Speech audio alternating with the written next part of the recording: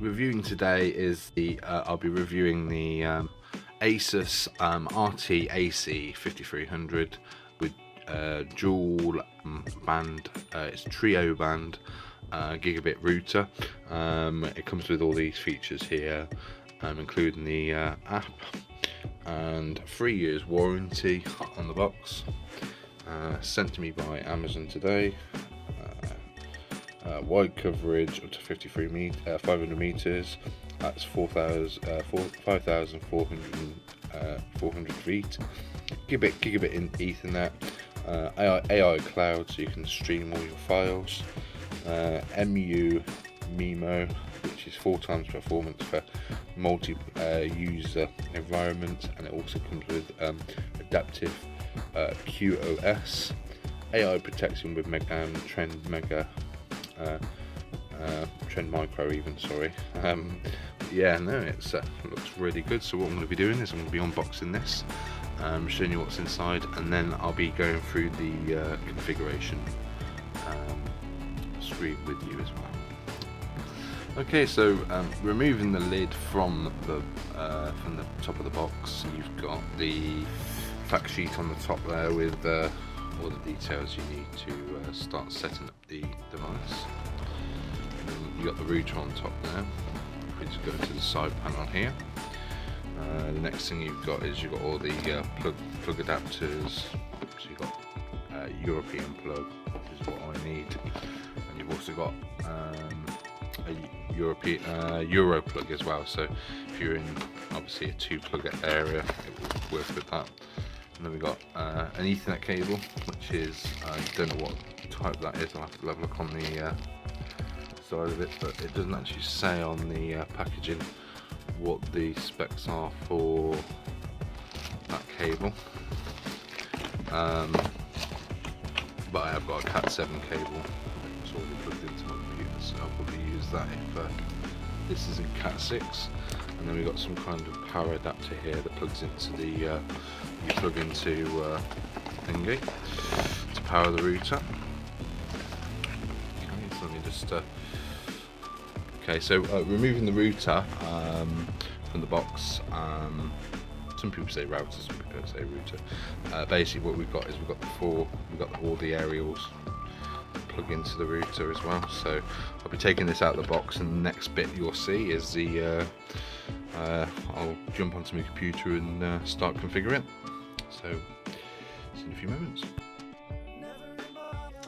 Okay guys, so basically inside the Asus router is the software that I'm going to guide you through now on how to use it. Points that I point to with arrows are obviously personal data that I will blank out. So if I'm pointing to it, it's just meaning that that information is blanked out for a reason. For personal reasons, obviously it's got my IP address in there, and it's got user details that I don't want to disclose to the world, so to speak. So going from the top, basically you got your quick internet setup. Internet setup was very easy when I set it up. There was no issues, real big issues in the way. There's a flashing little symbol there, if you notice that. That tells me there is a firmware update for the router. I do believe that's what that is. Yes, new firmware update. So that will tell you when there's a firmware update due for you to patch it. Okay, so if I go to guest network, basically you have options for different guest networks, so you can set it up to allow people to. So you have 3, 6, 9 different guest networks that you can actually set up for different people, visitors, family, so to speak, who you want to use the internet but you don't want to overrun the bandwidth, so to speak. Going down the list a little bit more, you got the network protection and the parental controls. I'm not going to go too much into detail of the parental controls, but there is a lot there to actually learn. I will go into it just to show you. You got the router security, which is run by Trend Micro, powered by Trend Micro, so to speak. And you got the router security assessment, which is risks on the router thingy. So you click scan, it tells you what's actually weak about the router. So I've got WPS enabled when it recommends for you to have it disabled. UPnP services disabled. It's a gaming router, I need that open so I can play games with it with the computer. And then you've got web access for WAN disabled. So WAN you need enabled for obviously broadband reasons. So those are the only three that I've got disabled on the router. So moving down to malicious site blocking. So this will basically block sites that you go to, whether it's advertisement sites and stuff like that. As you can see, it's got a few there. Spam. It will basically block anything that's uses on devices, really. So if you got like apps on your mobile phone and you're using apps and it's got basically a publishing on there that it doesn't like, it will block that and it will show it here. You can obviously just click the bin icon and that will basically remove all the recent events in that box. I'll obviously block out the MAC addresses and everything, although they're not my MAC addresses that's on there. I'd prefer to block them to prevent you tracing that down on the MAC address side. So I'm going to go back to AI protection and the network protection. I'm going to move down to 2AIP. Now this is intrusion.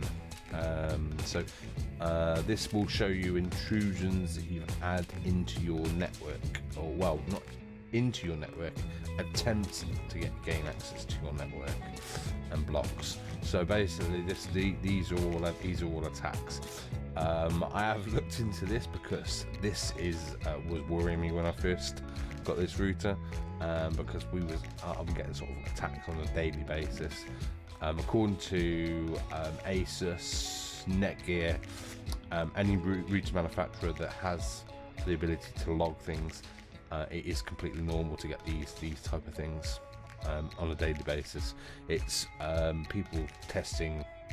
They see IP addresses hit websites and they try to hack into computer systems. So same again, basically, if you get 6 hits or you get any hits, you just refresh it.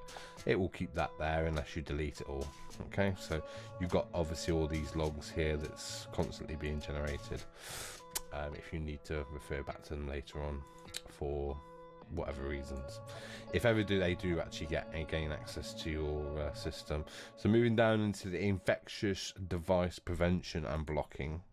I haven't really gone much into this because nothing's ever come up on this at all, ever. So I've not really looked at this. It's to prevent and block features, prevent attacks from botnets or zombie originating from infected devices on the network. So this is internal. So this will basically block anything from. So if you get a virus on your mobile phone, it will prevent it from sending information out.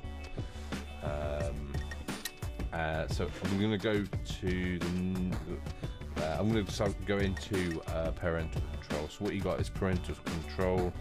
As you can see, basically here you've got options to set different computers, different devices to block certain things. You can basically click the arrow if you want to block adult sites, illegal content, violence, gambling even. You just basically tick those, select the device on your network, and then click the add key, and it will add down here, telling you what's basically blocked on what devices on there. Okay, I will block out the MAC addresses for the devices here in this box. So again, you will see an arrow where I'm telling you if it's being blocked for personal reasons. So yeah, so that's the parental controls. You've got time scheduling as well, so you can schedule if you obviously have children or basically want to restrict internet access after a certain time, i.e. meal times, bedtime, you can cut the entire internet off so no one can use it, and you can do it down to the device that's on your network. So if someone's got a mobile phone or someone's got an Xbox One, you can basically just disconnect them at a certain time.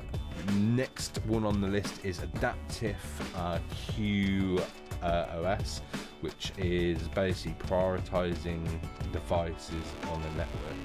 As you can see, I've got a good few number of devices on this network, approximately about 10 or 11 devices in total.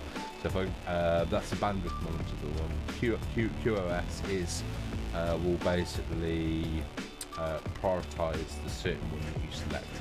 I've got it selected on gaming, so it will basically always prioritize gaming over streaming, surfing, downloading updates or anything like that. It will always prioritize gaming. Web history, it's up to you if you have web history on. I've got that turned off.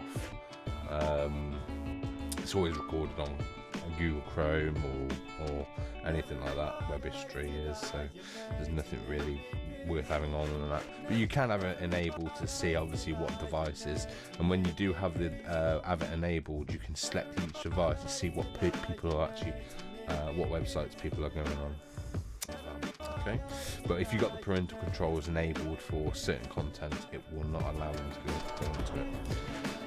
You've got this monitoring traffic analyzer, so you can basically analyze all the traffic down to the device and what the device is actually accessing, so file transfers, and it will give you basically what's being used. I think as you can see, sort of like streaming mainly, basically with some of the devices. So yeah, streaming for the Amazon Fire, so it's basically movies and stuff like that via Amazon Prime. So then you got moving down you got WT Fast, which WT Fast is a service you can subscribe to. With this router you do get a free user, so you get a free user, but it's not a premium user. You only get free for certain things, certain aspects of it. You'll have to read up on it, because I did log into it. I think, to be truthful, that you should have had a premium user for the cost of the router, but I've had no real issues with connections or anything like that, so I don't really mind not using that. So you got USB applications on the device. You've got two. Let's go back up to network map. You've got two devices. You've got one USB 3.0 and one USB 2.0 port on the router itself, so you can plug an external drive or a thumb drive into the router and use it as an external storage, so to speak. So if you're out and about and you want to transfer files to that external storage, it will basically transfer it from your phone while you're out and about to your own device back at home. So if you don't want to use an external source like Dropbox or Google Drive or any of the ones that you might use, you can basically just put it all on your own AI cloud, so to speak. So going down to wireless is pretty straightforward, but I will basically show you an app on screen now that with wireless, what you need to do is you need to go around your house and see what other devices are being used. There's the app is called Wi-Fi Analyzer, and what it does is it will show you other devices in the area that's being used and what channel they're being used on. You've got different channels, so you've got basically for 5G, you've got two 5G connections, so you've got 2.4G, you've got one 5G connection 1 and one 5G connection 2, which I've used set for gaming, so I can prioritize that one for gaming. And what you need to do is you need to see what other channels your neighbours and your people around the area are using, and set it to to one that's not being used really, because most people will have a router that's set for automatic. I mean, there's an option on there for auto. It comes on auto by default. I've set my channel to that one because around the area all the other channels are being used around the area similar, so it fluctuates sometimes. I mean, sometimes this channel will be used and other channels won't, so you just need to switch it over and find out which ones are not being used. Like I said though, there is 3 different channels, so there's 3 different channels that you would need to check around your house to find out which ones are the best ones. Once I got it all configured, it was spot on. I was getting no connection issues or anything like that. When I didn't actually configure it correctly, things like the PlayStation couldn't find the channels that was requiring to connect. Same for my TV. But once I got all the channels, it was mainly other services, other people's Wi-Fi that was using the channels at the time, so it was not allowing it to connect, overlapping, so to speak. So going to LAN is straightforward. I don't really mess with any of this. WAN is basically your internet connection, so it will basically, you'll need to enter all your information into here. I will be blocking some of this stuff out, so anything with arrows will be blocked. You got Alexa and the speaking devices. So with the Alexa, you can actually control your router. So you can say, "Hi Alexa, ask router to," and it will do that. So if you ask Alexa to turn the Wi-Fi off, it will turn it all off. But you do that, you can disconnect Alexa. So don't do that. But there is a few sort of like examples there. Ask Alexa to turn on guest network. Ask Alexa to Asus router to upgrade firmware. Ask Alexa to pause the internet. So literally it will pause the internet, which is kind of like strange really. But there is various different things it will do, as you can see from here. These are some of the skills that it will actually do. So, but I haven't got an Alexa, so I'm not going to go down that route. You got IPv6, which if your internet service provider supports it, you can turn that on. You got VPN, so you can configure a VPN directly into the router. It's got OpenVPN, IPsec VPN, and TP VPN. You enable it, enter all the details into it, configure it that way. You got the firewall details. I've got all this turned on, except for response to CP echoes things. It was recommended to have that turned off from documentation I've read. Enable IPv6 firewall, that's enabled, but I haven't really got that turned on, so it's all just enabled by default. I haven't changed anything in this router apart from these ones here when I enabled the DOS protection, DDoS protection should I say. Going to administration, so you got administration, so you don't want to change anything here unless you know what you're doing. I mean, basically, if you want this router to be an access point, you would need to turn that obviously to an access point. I'm using mine as a router, so I've got mine as a wireless router mode by default. You've got different settings across the top. I'm not going to really sort of delve into all these settings because there is a lot to learn about this router. There is also an app that you can control most of the features from your smartphone.